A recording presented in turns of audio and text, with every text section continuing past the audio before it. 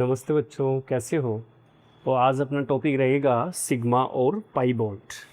और सिग्मा और पाई आबंध बनाने के लिए सबसे महत्वपूर्ण चीज़ है अतिव्यापन, ओवरलैपिंग की घटना होती है। और सिग्मा और पाई आबंध जो बनते हैं वो कक्षकों के अतिव्यापन से बनते हैं। तो हम सबसे पहले बात करते हैं सिग्मा बॉन्ड की। ठीक है, सबसे पहले बात करें सिग्मा बॉन्ड।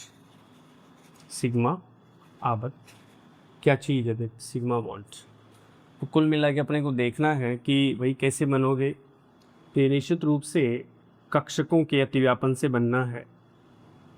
कक्षकों के अतिव्यापन से, ठीक है, कक्षकों के अतिव्यापन से। और अतिव्यापन का मतलब होता है ओवरलैपिंग। कुल मिला के जैसे मान लो आपके परमाणुवीय जो कक्षक है वो एक दूसरे को अंतर्विदित करते हैं। कहने का मतलब हुआ जो परमाणुवीय कक्षक है और परमाणुवीय कक्षकों में परमाणुवीय कक्षकों का अंतर्भेदन है। कक्षकों का अंतर्भेदन, ठीक है। जैसे एस कक्षक है दूसरे एस कक्षक के साथ ऐसे अंतर्भेदित है, तो इस चीज़ को अपन बोलते हैं अतिव्यापन, ओवरलैपिंग। तो इससे पहले जो स्टार्टिंग में वीडियो बने थे उसके अंदर इसको समझाया गया है ओवरलैपिंग को। ऐसे ही मान लो पी कक्षक है, ऐसे पी कक्षक डमलाकार होते हैं, हम जानते हैं डबल शेप होते हैं।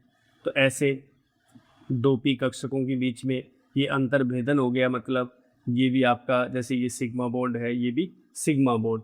ठीक है, अंतर्भेदन जितना ज़्यादा होता है, ऐसे समझो अंतर्भेदन जितना ज़्यादा होगा परमाणुवीय कक्षकों का, इसका मतलब है बॉन्ड की जो सामर्थ्य होगी वो भी ज़्यादा होगी। तो ये चीज़ है मेन चीज़।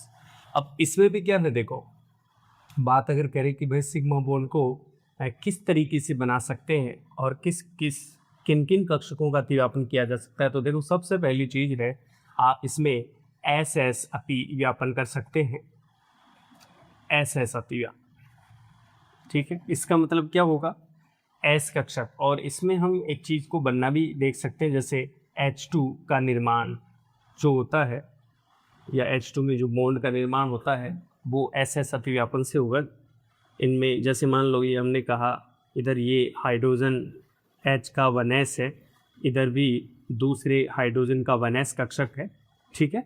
और दोनों में क्या हुआ, कक्षकों में कक्षकों का अतिव्यापन हुआ और ये अंतर्भेदन की प्रक्रिया होगी साहब, ऐसे, ठीक है। ये यहाँ जो अंतर्भेदन है इसे ही हम लोग कह रहे हैं बॉन्ड कह रहे हैं बच्चों। इस अंतर्भेदन को क्या कहा जा रहा है, बॉन्ड कहा जा रहा है, ठीक है। और ये सिग्मा बॉन्ड हो गया आपका, ऐसे सिग्मा बॉन्ड। तो इस प्रकार से यहाँ ये H2 का निर्माण हुआ है, जिसमें एक है ना, दोनों ही क्या है, एस कक्षक हैं। हम जानते हैं हाइड्रोजन की केस में कि उसका इलेक्ट्रॉनिक कॉन्फ़िगरेशन 1s1 होता है। उसके हिसाब से जैसे एक इलेक्ट्रॉन आपका इसमें है और दूसरा इलेक्ट्रॉन इसमें है, और इस प्रकार से यहाँ अंतर्भेदन हुआ है, उसमें आपके एक एक इलेक्ट्रॉन दोनों तरफ से काम आ गए, जिससे सिग्मा बॉन्ड बन गया है, ठीक है। इसी प्रकार से बच्चों हम देख सकते हैं sp अतिव्यापन, sp अतिव्यापन या sp ओवरलैपिंग से सिग्मा बॉन्ड का निर्माण। और इसमें भी आप एक एग्जांपल समझ सकते हो, जैसे HF का निर्माण, हाइड्रोजन फ्लोराइड का निर्माण। कैसे, जैसे हम जानते हैं हाइड्रोजन के केस में इसका इलेक्ट्रॉन विन्यास 1s1 होता है और फ्लोरीन की केस में होता है 1s2 2s2 और 2p5। तो p है लास्ट वाली कक्षा में जो p कोष है, p के अंदर कितने 3 कक्षक हैं, जिसमें ये 1 इलेक्ट्रॉन 2 इलेक्ट्रॉन 3 इलेक्ट्रॉन ऐसे बने जाते हैं, 4 और ये 5 इलेक्ट्रॉन। ये अकेला इलेक्ट्रॉन एकमित इलेक्ट्रॉन है और यहाँ भी 1s में है, तो एक s आपका इधर से आ गया। हाइड्रोजन के केस में दूसरा ये आपका p कक्षक आएगा। p कैसा होता है, डबलाकार। तो अपने को ये भी ज्ञान होना चाहिए कि s कक्षक की आकृति होती है गोलाकार, p कक्षक की आकृति कैसी होती है, डम्बल शेप होती है, ऐसे डम्बलाकार। जो d कक्षक है उसकी होती है द्विडम्बलाकार। तो ये आइडिया होना चाहिए। तो ऐसे हमने कहा यहाँ से ये p कक्षक है, लेकिन ये किसका है, फ्लोरीन का है, ठीक है। इनमें क्या होगा साहब, अतिव्यापन, और अतिव्यापन से कक्षक एक दूसरे को अंतर्भेदित करेंगे। जो पालियाँ हैं, जैसे पी कक्षक की ये पाली है, ये अंतर्भेदित करेगी और इस प्रकार से यहाँ ये क्षेत्र हो जाएगा अंतर्भेदित क्षेत्र। इससे कौन सा बॉन्ड बन जाएगा? Sigma bond. और यहाँ से ये HF अणु, ठीक है, HF के अंदर परमाणविक कक्षकों का मेल हुआ है जिससे सिग्मा बॉन्ड बना है। ठीक है, ऐसे ही हम बात कर सकते हैं PP अतिव्यापन की। आगे बात करते हैं PP की। देखो तीसरा नंबर है PP, लेकिन इसे आप समाक्षीय बोल सकते हैं। PP समाक्षीय, एक्सियल भी हम कह सकते हैं। अक्षीय अतिव्यापन, समाक्षीय अतिव्यापन। ठीक है, इसमें क्या करोगे? इसमें भी वही चीज़ है, बनाने की क्या सोच रहे हो? ठीक है, मैंने कहा F2 निर्माण की हम सोच रहे हैं, फ्लोरीन निर्माण की। हम ये जानते हैं फ्लोरीन का इलेक्ट्रॉन विन्यास 1s2 2s2 और 2p5 होता है। यहाँ से P कक्षक की बात करोगे तो 3 P कक्षक है, 1 2 3, है ना। 3 कक्षकों में इलेक्ट्रॉन आपके 5 हैं। ये अकेला इलेक्ट्रॉन है एक कक्षक में। तो ऐसे इधर से भी हमने क्या ले लिया, आपका ये P कक्षक ले लिया और इधर से भी दूसरा P कक्षक ले लिया, है ना। इधर ये फ्लोरीन और इधर ये फ्लोरीन का कौन सा कक्षक है? P कक्षक है। और ये भी आपका P कक्षक, ठीक है, जो कि आपका PZ के हिसाब से है। PZ ओवरलैप करेंगे और इससे अपने को मिलेगा अंतर्भेदन। और इससे जो है अंतर्भेदन से कौन सा बॉन्ड बन जाएगा? Sigma bond. ठीक है, यहाँ से सिग्मा बॉन्ड, और ये आपका F2 की फॉर्म में होगा। ठीक है, इस प्रकार से फ्लोरीन अंतर्भेदन से F2। ठीक है, तो इस प्रकार से हम समाक्षीय या एक्सियल की बात कर सकते हैं जिसमें फ्लोरीन का निर्माण हुआ है। ठीक है, ये आपका PP समाक्षीय या अक्षीय अतिव्यापन हुआ है, अक्षीय। और याद रखना, ये जो अतिव्यापन अक्षीय अतिव्यापन है वो ज़्यादा मतलब अंतर्भेदन होगा। इस वजह से ये जो सिग्मा बॉन्ड है ना बच्चों, वो ज़्यादा मजबूत बॉन्ड होते हैं, प्रबल बॉन्ड होते हैं।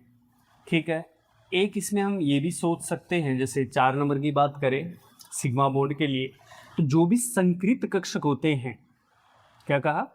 जो भी संकृत कक्षक होते हैं, यानी अपन सिग्मा बॉन्ड की जो बात है वो असंकृत कक्षकों और संकृत दोनों प्रकार के कक्षकों में बात कर सकते हैं।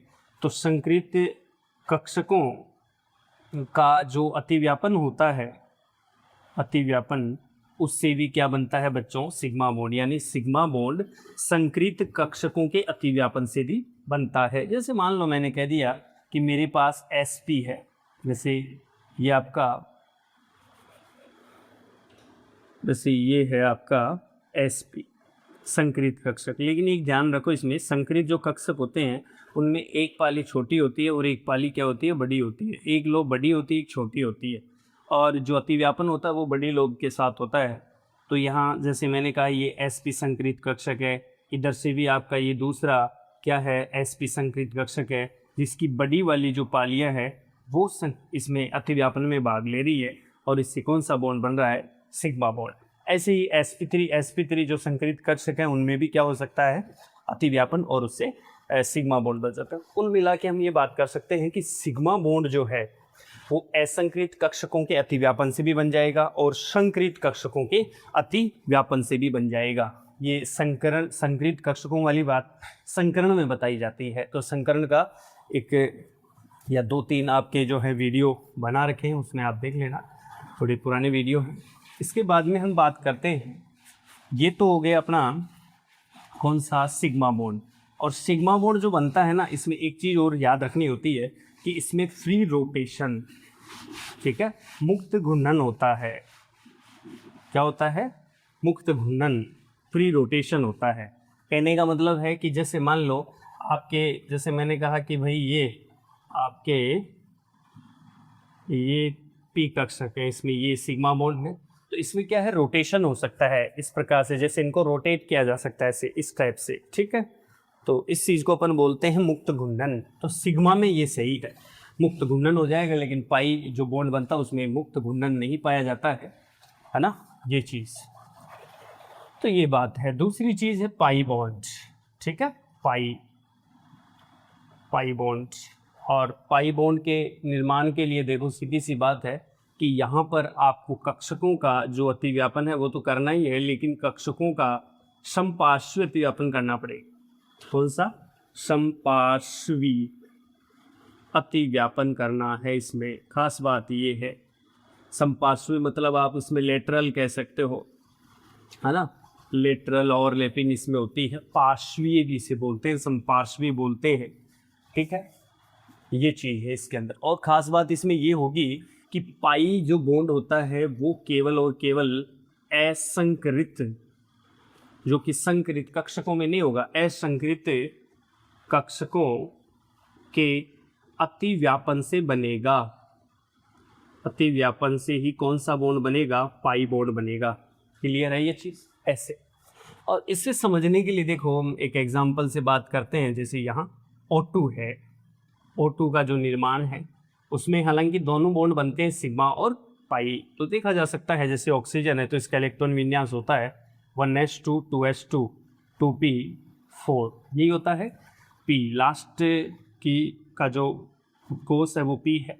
इसके अंदर 4 इलेक्ट्रॉन है, 1 2 3 और ये 4 है। तो यहाँ दो जो कक्षक हैं आपके वो क्या है? अयुग्मित इलेक्ट्रॉन वाले हैं। और मैं इन्हें असंकृत कक्षक कहूँगा क्योंकि अभी संकरण इन्हें हुआ नहीं है। तो ये असंकृत कक्षक हैं जिनका मैं अतिव्यापन करने जा रहा हूँ। इसमें एक को मैंने कह दिया बच्चों PY और दूसरे को कह दिया PZ कक्षक। क्लियर? ऐसे तो यहाँ से PY और PZ है, ऐसे बनाया जा सकता है। जैसे मैं ऑक्सीजन, एक ऑक्सीजन के केस में ये बात करूँ, क्योंकि हम जान रहे हैं कि ऑक्सीजन प्लस ऑक्सीजन मिलकर ही क्या बनाने में है? O2 बनाने में। और यहाँ से सिग्मा और पाई बॉन्ड दोनों बनने हैं, हालांकि अब पाई बॉन्ड को शो कर रहे हैं। तो इस कंडीशन में देखो यहाँ से ये P कक्षक है और ये भी क्या है? P कक्षक है ना। तो इसमें ये ध्यान रखना है ये कौन सा है? आपका PY है। ये कौन सा है? PZ। एक दूसरे के लंबवत होते हैं, हम जानते हैं। PX PY और PZ जो कक्षक होते हैं वो एक दूसरे के क्या होते हैं? लंबवत होते हैं। तो ये कक्षकों के जो टाइप पढ़ते हैं उसमें ये बात करी जाती है और ये बताई गई भी है, पहले भी बात हो गई थी इसकी। इसके बाद में देखो दूसरा भी ऑक्सीजन है तो इसमें भी वही कहानी है, ऐसे स्टेप से। ये आपका PY है और ये कौन सा है? PZ है। तो यहाँ ये भी पता चल जाएगा कि सिग्मा बॉन्ड किन के बीच में बन रहा है और पाई बॉन्ड किन के बीच में बन रहा है। देखो यहाँ से क्या करो, ये देखो PZ तो ये आपस में अतिव्यापित होंगे तो सिग्मा बॉन्ड का निर्माण करेंगे। देखो यहाँ से हमने ये बनाया, ये तो आपका बन गया है कौन सा? ये तो PZ और PZ है दो, ठीक है, ओके। तो यहाँ से बन गया कौन सा? Sigma bond. लेकिन एक और ध्यान, दूसरी चीज़ देखो, यहाँ से ये भी है, ये भी आपका वही P कक्षक है, लेकिन ये कौन है? PY और P1। क्लियर? यहाँ से इनमें जो बनेगा वो बनेगा पाई बॉन्ड। इनका जो मिलान है ना, इसे अपन पार्श्व अतिव्यापन कहते हैं। इस तरीके से बताया जाएगा, पार्श्वीय। तो यहाँ ये बीच में तो जो है इनके बीच में वो बना वो सिग्मा है और जो दूसरी चीज़ वो है आपका पाई बॉन्ड। इसे कई बार ऐसे भी दर्शा देते हैं अपन कि भैया ये जो चीज़ है इसको ऐसे भी शो कर सकते हैं। जैसे ये आपका बीच में मैंने कह दिया सिग्मा बॉन्ड है, या इसको बना के भी अपन बता सकते थे। और फिर यहाँ से इस टाइप से ऐसे तो ये आपका है पाई बॉन्ड, ठीक है।